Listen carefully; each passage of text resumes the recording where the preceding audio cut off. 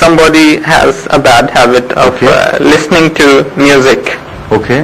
My question is, what is the status of You see, it all depends music? on, this is what you call a bad habit. It all depends on the degree of the habit and the nature of the music. If you see, the music in itself as a whole cannot be dubbed as bad. Even the wine is not dubbed by the Quran as totally bad. Even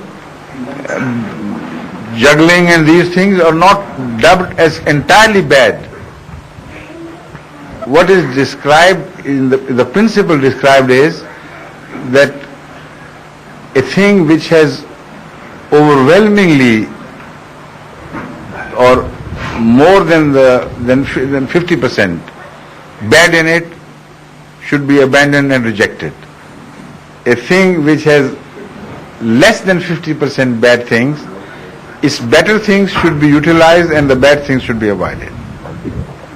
This is the principle, okay?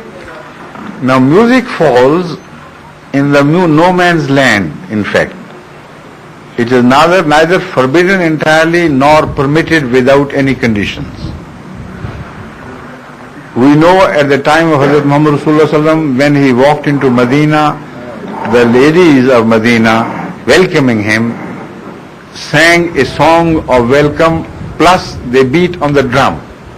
This is called daf. No, that was a sort of music available to the Arabs. Nobody can say it was not music. But this was not the practice of Rasulullah Sallam to permit the companions to go on enjoying music, revelries and music, sessions, and to be given up to music. That was not their habit. Instead, they enjoyed recitation of the Quran or listening to the good verses and meaningful verses of great poets. But gradually their taste was developed and they shifted from poetry to the Quran ultimately.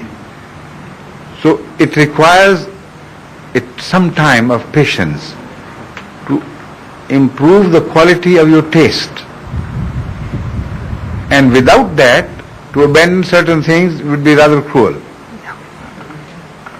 In these things, it's a matter of taste. In some other things, the matter of prohibition is fast and hard, and you can't change it. You can't say, I have to improve my taste for water before I can stop drinking wine. No, that will not be permissible. Because wine is forbidden, and what is forbidden is forbidden. But music does not fall into that category. For that you can acquire a wise approach of systematic, gradual deliverance from that habit. You understand? Got it.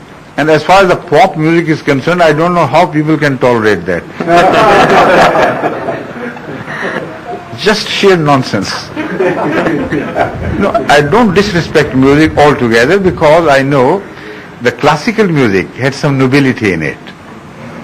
It brought up the best in man in a way that man would not understand.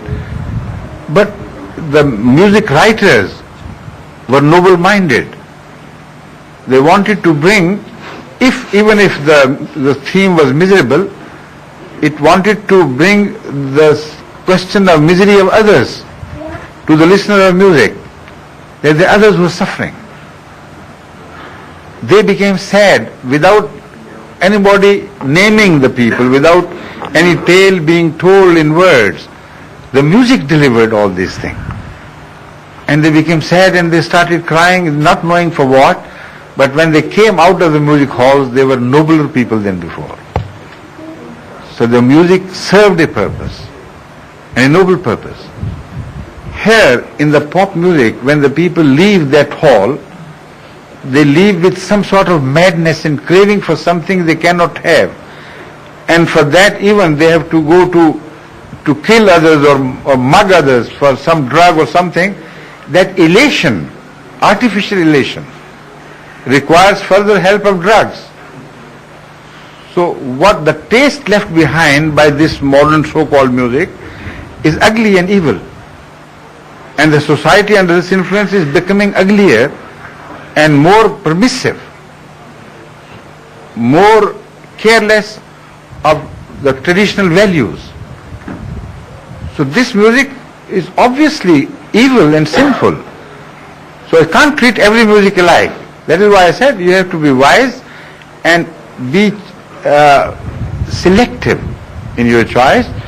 Occasional brush with music cannot be considered as a practice whereby you will be sent to hell. I assure you not. But an occasional brush with music which draws you into itself at the cost of higher values, at the cost of memory of Allah, at the cost of prayers, where you are taken over by music, and that becomes all your ambition and what you say, just a minute, obsession. If that happens, then you are a loser, obviously. Right?